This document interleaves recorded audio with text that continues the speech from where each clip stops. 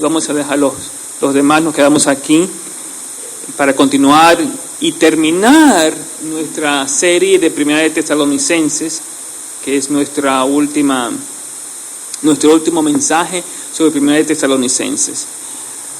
Así que le voy a pedir a los que se puedan que se pongan en pie para leer Primera de Tesalonicenses, capítulo 5, desde el 22 hasta el 28.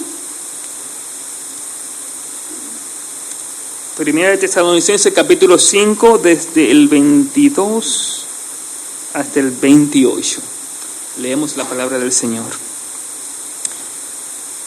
Y el mismo Dios de paz os santifique por completo, y todo vuestro ser, espíritu, alma y cuerpo, sea guardado irreprensible para la venida de nuestro Señor Jesucristo. Fiel es el que os llama, el cual también lo hará. Hermanos, orad por nosotros. Saludad a todos los hermanos con ósculo santo. Os conjuro por el Señor que esta carta se lea a todos los santos hermanos. La gracia de vuestro Señor Jesucristo sea con vosotros. Amén. Padre Santo, te damos las gracias que podemos llegar al final de este estudio de Primera de Tesalonicenses. Gracias, Padre mío, por dirigirnos en todas estas semanas.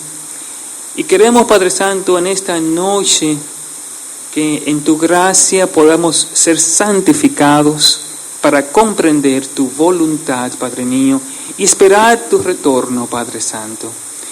Señor, te pido en esta noche que podamos vivir en tu amor, Padre Santo, que nos dirijas en el mensaje de esta noche. Gracias, Padre mío, por las hermosas alabanzas que hemos cantado, que nuestra hermana dirigió.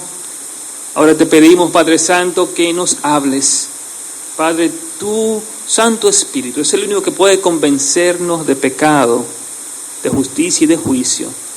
Y te pedimos, Padre Santo, que en esta noche aclares nuestro entendimiento, Padre, que quites todo obstáculo que pueda distraer lo que tú quieres enseñarnos y que nos des de tu gracia para comprender, Padre mío, el mensaje glorioso que tú quieres enseñarnos hoy.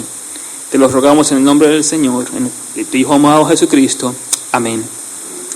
Pueden sentarse. Pues en esta noche vamos a terminar este libro de Primera de Tesalonicenses, y esta es la conclusión, los versículos que hemos leído, y yo quiero que en esta conclusión note dos palabras importantes: la palabra santificación y la palabra bendición. Santificación y bendición, que son dos cosas importantísimas para nuestras vidas como cristianos. Estar santificados, pero estar bendecidos, tener una bendición especial por medio de nuestro Señor Jesucristo. Santificación, y vamos en el mismo versículo 23, Pablo hace como una especie de oración, y una oración de santificación, y él pide y él anhela que la iglesia sea santificada. Recuerden todo lo que pasó esta iglesia, cómo Pablo comenzó la iglesia. A través del Espíritu Santo la iglesia se formó en una sociedad difícil, una sociedad pagana, o una sociedad que no creía que Dios es el Señor, y Dios envió a Pablo, y allí se formó una iglesia. Recuerdan que él fue a la sinagoga, y desde la sinagoga de los judíos se formó la iglesia, en la cual una gran cantidad eran no judíos, eran gentiles.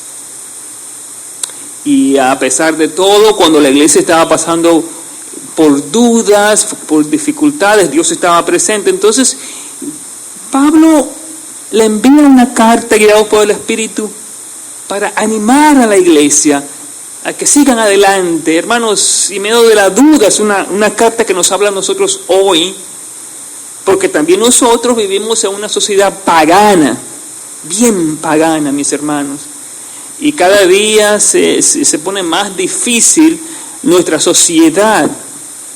Y Pablo nos anima a través de esta carta: sigan adelante, el Señor va a regresar. Y eso es lo que él estaba animando a la iglesia de los tesalonicenses, que en medio de esa situación, en medio de las dudas, en medio de todo lo que estaba pasando, sigan adelante. Y en la última parte de las exhortaciones que estábamos explicando, él explica, les pone a la iglesia, trabaja a los trabajadores, a los que trabajan en la iglesia. Después habla sobre la unión que tenemos que tener en Cristo, y por eso él dice, bueno, tenemos que estar siempre gozosos, tenemos que orar sin cesar, tenemos que siempre estar agradecidos porque estamos en Cristo. Y es la voluntad del Señor que siempre los cristianos estemos siempre gozosos, estemos agradecidos en todo y también oremos sin cesar. Y la semana pasada, con las exhortaciones, Pablo explicaba cómo vivir en el Espíritu, que no apaguemos el fuego, que no menospreciemos las profecías, que examinemos todo y que nos abstengamos de toda especie de mal. Hoy, la santificación. La santificación.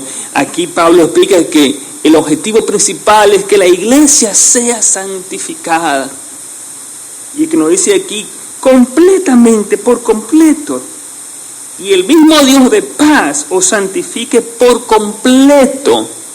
La santificación, que la iglesia sea completamente santificada. Mucha gente cuando se habla de santificación piensa que es como irse a un lugar lejos, a un monasterio y estar apartado del mundo. Eso es lo que la mayoría de la gente piensa, porque lo que uno quiere es una paz y una tranquilidad. Pero la santificación es mucho más que eso, porque la santificación es ser más como Dios, llegar a la medida de la fe de ser como Jesucristo, como nos dice el apóstol en el libro de Efesios, creo. Es llegar a ser como Dios, semejante a Dios, porque Dios nos creó a su imagen. Eso significa que Él nos hizo puros, y que por esa pureza, como Él es puro, como Él no tiene ningún mal, ningún pecado, Él nos creó a su imagen. Pero el hombre pecó. Y por eso nos apartamos de Dios. La santificación es estar acercados a Dios, o sea, apartados del mal, pero acercándonos a Dios. Cada día ser más como Dios. Y Pablo dice que él quiere que en la iglesia de los tesalonicenses haya una completa santificación, que el Dios de paz, el Dios que trae toda paz, pueda traer santificación a la iglesia, que la iglesia pueda acercarse a Dios, ser apartado de Dios y alejado del mundo, pero de una manera completa. Y hay dos temas importantes, porque primeramente nos dice que la idea de una completa santificación, pero también está el tema de ser irreprensibles. Y en ese proceso de santificación, irreprensible significa sin mancha, ni arruga. En el proceso de santificación, Él quiere que nos acerquemos, pero que nos preparemos, como nos dice en el libro de Apocalipsis, como una novia que espera a su esposo. Eso es la iglesia, la novia, y esa novia tiene que estar con el vestido blanco, sin ninguna mancha.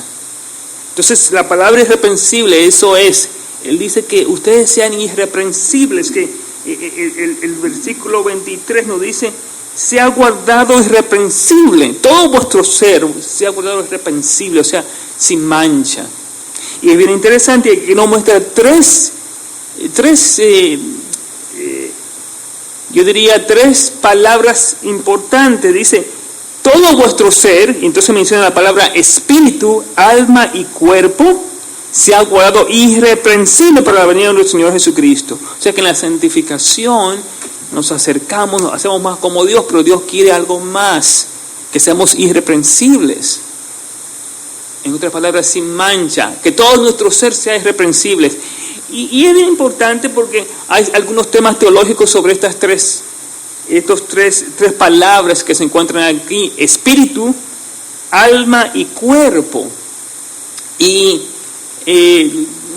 se ha hablado de lo que se llama la teología de la tricotomía, que hay tres seres diferentes.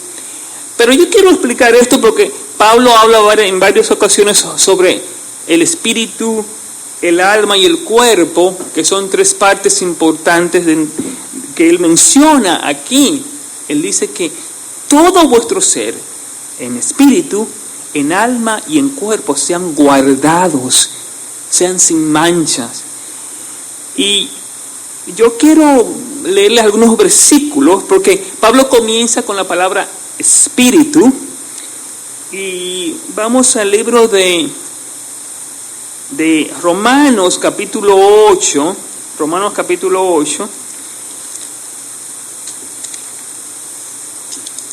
y esto Pablo hablando y viviendo en el espíritu. Y voy a leer, comenzando en el versículo 15 de Romanos capítulo 8, que dice: pues no habéis recibido el espíritu de esclavitud para estar otra vez en temor, sino que habéis recibido el espíritu de adopción, por el cual clamamos Abba Padre. Entonces el versículo 16: el espíritu mismo da testimonio a nuestro espíritu de que somos hijos de Dios. Y aquí la palabra espíritu, si ustedes ven, la conecta con el Espíritu Santo. Dice que el espíritu mismo da testimonio a nuestro espíritu de que somos hijos de Dios. Y aquí el espíritu tiene que ver, ¿verdad?, con la comunión con el Espíritu Santo. Es algo superior, y eso viene cuando nosotros nos entregamos al Señor. El Espíritu de Dios mora en nosotros, entonces nuestro espíritu, esa parte que tiene que ver con la comunión con Dios, que nos acerca al Señor. Entonces Pablo quiere que primeramente seamos irreprensibles en espíritu completamente, que nuestro espíritu sea sin ningún reproche. En otras maneras, que vamos en esa relación con el Señor tan grande, que nosotros podamos en cierta manera comprender o vivir con Dios. El espíritu se conecta con el Espíritu de Dios. Ahora, la palabra alma, vamos a leer, porque la palabra alma tiene que ver con ese aliento de vida. Y en el libro de 1 de Corintios, capítulo 1, vamos a 1 de Corintios, capítulo 1, capítulo 2, y vamos a leer el versículo 14 del capítulo 2 de 1 de Corintios. Escuchen: pero el hombre natural no percibe las cosas que son del Espíritu de Dios, porque para él son locura, y no las puede entender porque se ha de discernir espiritualmente. El versículo 15 también: en cambio el espiritual juzga todas las cosas, pero no es juzgado de nadie, porque ¿quién conoció la mente del Señor? ¿Quién le instruirá? Mas nosotros tenemos la mente de Cristo. Pero fíjese que el versículo 14, la palabra alma, que en el griego es la palabra suje, que es similar a la palabra el hombre natural. O sea, el alma tiene que ver con ese aliento de vida, y por eso es que muchos no comprenden las cosas del Espíritu. Hermanos, solamente cuando nosotros entramos en la religión del Señor podemos comprender las cosas espirituales. Y aquí nos dice el hombre natural, o sea, usted tiene su aliento de vida como todos los demás, como toda la gente, los seres humanos. Ese es su aliento de vida, ese es su alma. Pero el alma no comprende las cosas del Espíritu. o sea, del Espíritu de Dios. Y por eso que cuando nosotros los cristianos llegamos a esa relación con el Señor nos toca, la gente del mundo no comprende, porque ellos están viviendo en las cosas naturales, en las cosas del alma, básicamente, el aliento de vida. Ahora, Él nos dice que esa alma también de nosotros, que también sea irreprensible. Y eso es bien interesante, porque en nuestra alma tiene que ver con las cosas que nosotros hacemos naturalmente. Cuando una persona fallece, siempre dice, dio su último suspiro. Y básicamente dice, bueno, se entregó el alma, básicamente. El último suspiro, básicamente, es lo que muchas personas lo llaman como el alma. Y es bien interesante, mis hermanos, cada vez que en la mañana cuando yo estoy orando, yo doy gracias a Dios por tres cosas con respecto a mi salud. Yo doy gracias al Señor por mi salud espiritual, doy gracias al Señor por mi salud mental, pero también doy gracias al Señor por mi salud física. Porque si usted puede tener salud física, pues puede ser miserable porque no tiene salud mental. Y usted puede tener salud mental, pero también puede ser una persona miserable porque no tiene una salud espiritual. Entonces yo siempre doy gracias al Señor, Señor, gracias, porque me das el privilegio de tener salud espiritual primeramente, de estar en esa relación contigo, de conocerte. Me das una salud mental, hermanos.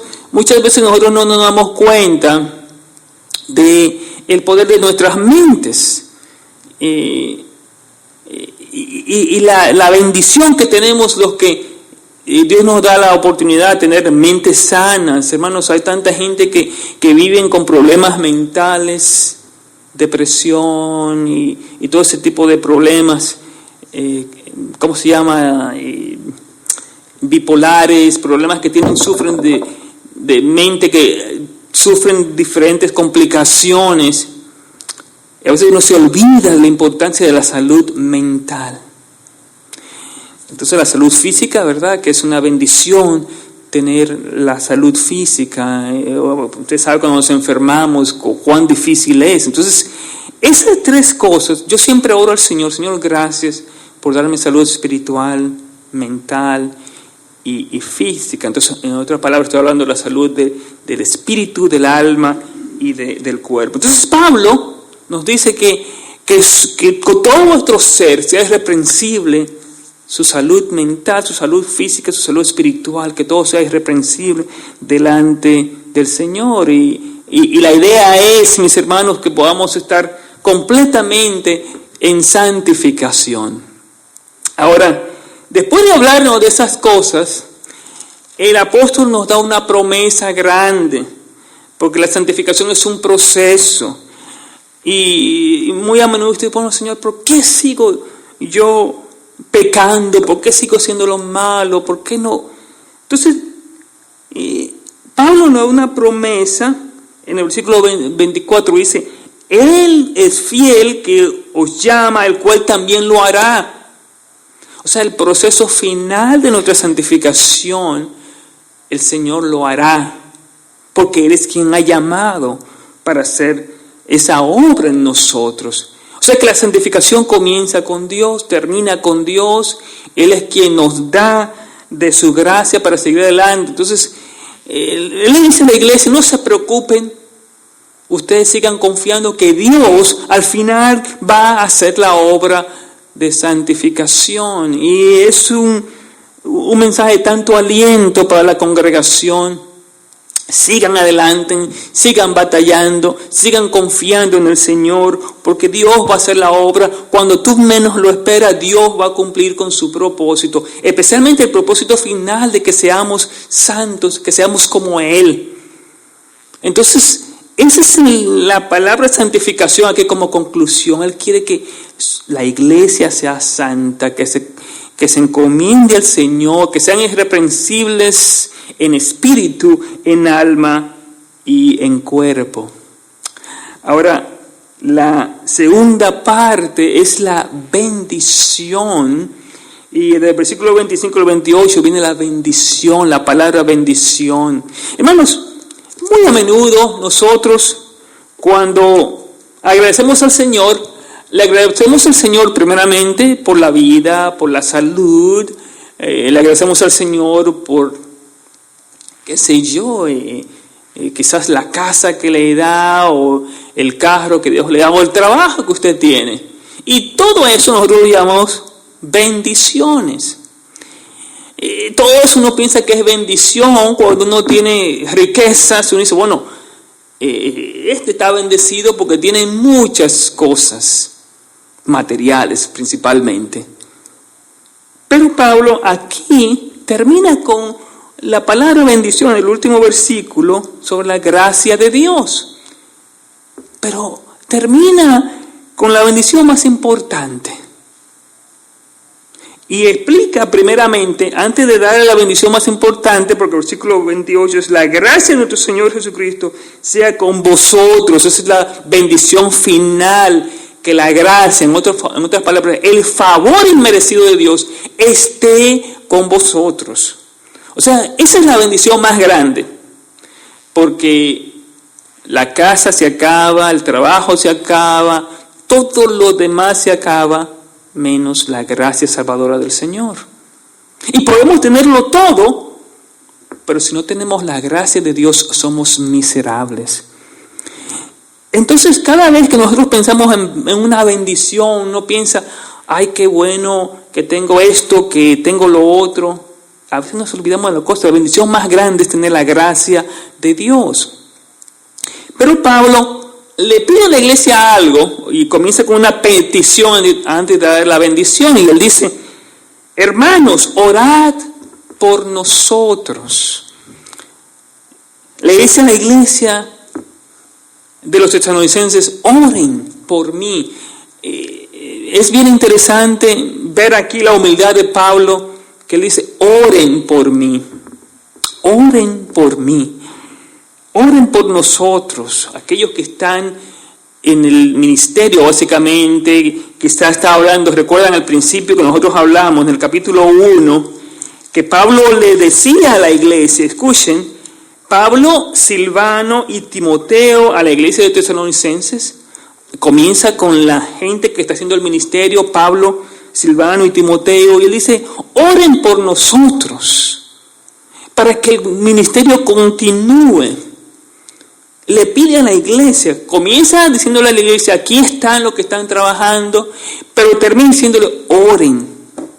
Porque cada uno de ellos necesitaba la oración para seguir adelante con el ministerio que Dios le ha dado. Y hermanos, esa misma oración, los pastores oramos a la iglesia. No dejen de orar por sus líderes, no dejen de orar por sus pastores. Hermanos, porque se necesita tanto la oración. Cada momento el enemigo quiere que dudemos, el enemigo quiere que no veamos lo que Dios ha hecho en nuestras vidas, lo que Él continúa haciendo, lo que Él hará. El enemigo trae desánimo a los líderes, trae confusión, trae problemas. Y por eso que tenemos que orar. Y cada vez que los hermanos oran por los líderes, es increíble cómo esos líderes cogen fuerza para seguir adelante. Porque tienen una tarea de dirigir la grey del Señor.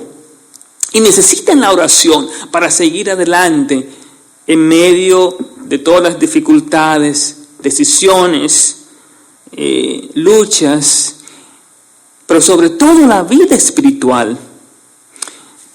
Hemos visto qué tan fácilmente Satanás ha hecho que muchos líderes se desvíen de los caminos del Señor. Y cuánto Él se alegra cada vez que líderes dejan los caminos del Señor.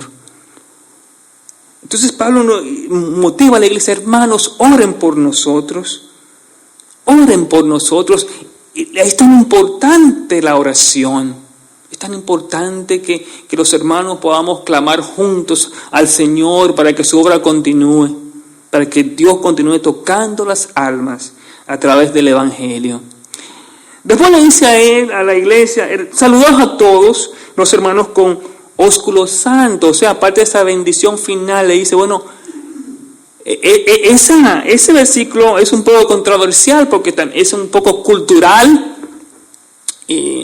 Algunos países yo veo que las personas se saludan con un beso, ¿verdad? En la República Dominicana no es tan común, pero yo veo en otros países que muchas familias se saludan con un beso. Veo mucho eso entre los argentinos y cubanos que siempre se saludan con un beso. Imagínense la gente en el Medio Oriente, que entre los hombres ellos se saludan con un beso en la mejilla izquierda y derecha.